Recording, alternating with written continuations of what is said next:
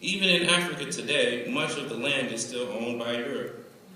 We blacks everywhere are buying everything except for land, which is the only thing that cannot be reproduced. You can buy more shirts and more shoes, but what happens when all of the land is bought up? Another continent will not spring up for us to move on.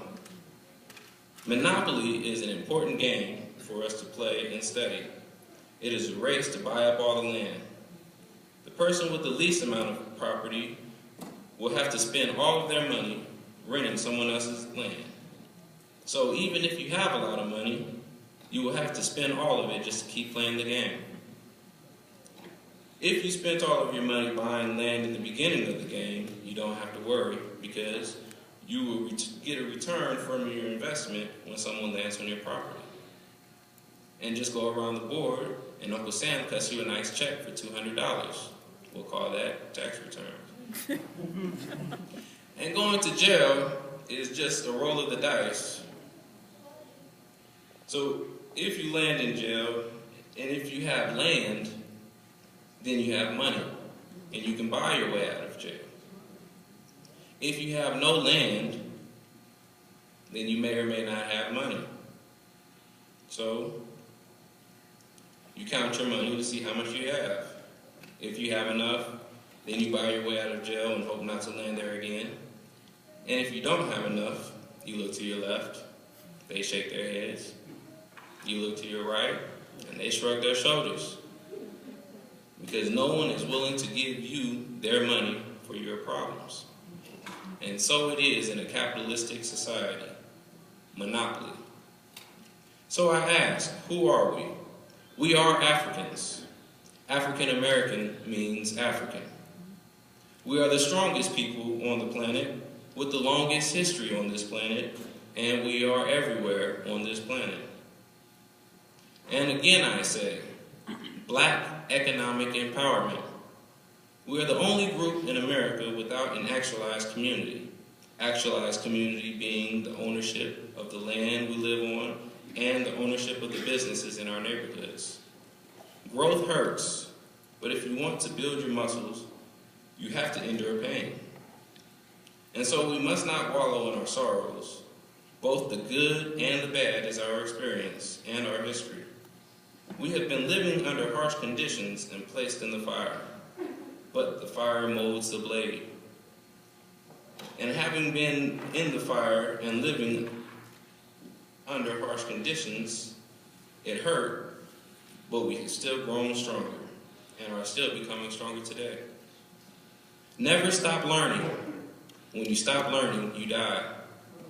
They said that the way to keep something from black people is to put it in a book.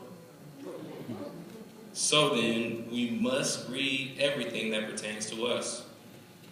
We watch the Super Bowl every year, but many of us have not yet read the Bible in its entirety. You are never too old or too young to learn. Learn about yourself. Learn about who you are. Learn about your people. Learn about your people's people. Be proud to be you. Be proud of who you are.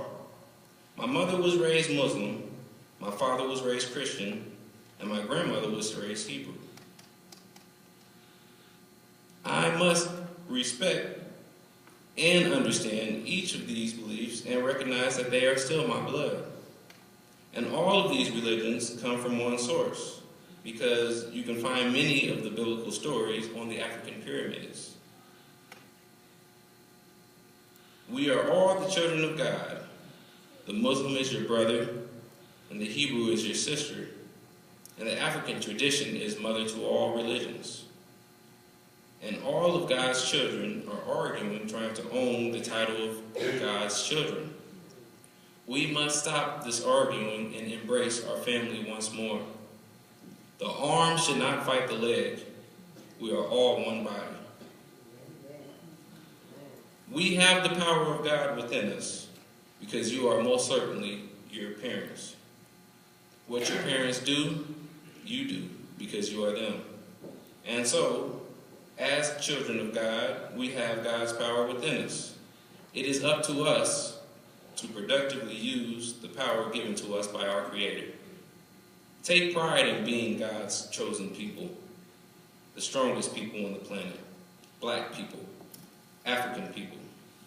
Be proud to be black and be proud to be African. They want us only to remember the ships, the slave ships and the chains, but we must remember it all.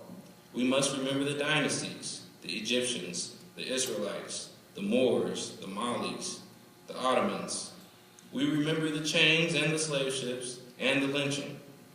We remember the independence of all African nations across the world. And now today, we must remember to build and strengthen our African nation. The motto of the colonizer is divide and conquer.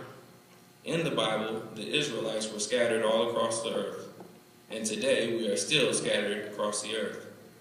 We are the lost sheep of Israel, for we were in a time where our names and our history were taken away from us. But we are finding ourselves today and connecting the pieces to our great African nation.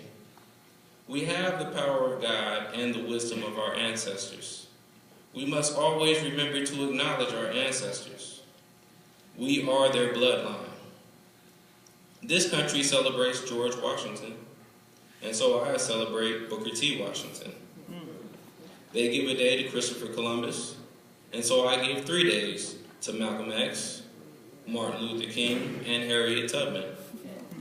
They celebrate Margaret Sanger, an icon of the eugenics program, and so I celebrate Sandra K. Lattimore, my grandmother. They celebrate America's independence from Britain, and so every day of the year I celebrate the independence of each African nation, freeing ourselves from slavery and colonization. With the knowledge of our ancestors, who they are and what they did, we can achieve any goal set in front of us today. Today, our goal is to restore the African nation. Every other nation in America has an actualized community in America. You can find a Chinatown, a Germantown, a Korean town, not to be confused with the Japanese town. You can find a Mexican town, a Little Mexico, and a Little Italy. But where is Blacktown? Where is Little Africa? We must build Little Africa the same way that these nations have built their own communities. Frederick Douglass said, "I prayed for 20 years, but received no answer until I prayed with my legs." The Bible says, faith without works is dead. So, we can pray all we want, but unless we are willing to put in the work needed to accomplish what we are praying for, then we are only praying in vain. We freed ourselves from shackles so we can free ourselves from poverty. We freed ourselves from slave ships so we can free ourselves from drugs and homelessness. No one will do for you what you are supposed to do for yourself. No one helped me to put on my shirt because I'm expected to do this for myself.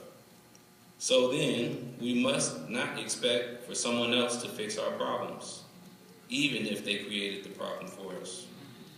We must throw away this individualistic mentality and unite. We struggle much more alone than we do together. I appreciate having my family and friends to lean on when I get tired and having them to laugh with when I am happy. I'd rather not laugh alone. There is no nation without a family structure, and a nation is only as strong as its weakest family. We rise together and we fall together. Because if any black man goes to jail, it looks bad on the entire nation. And still, if one black person succeeds, we all take credit for it. And so, we rise together and we fall together. We have fallen to the bottom of a bottomless pit. It cannot get any worse. Now, let us rise together to the heads of our throne and build again our powerful black nation of Africa.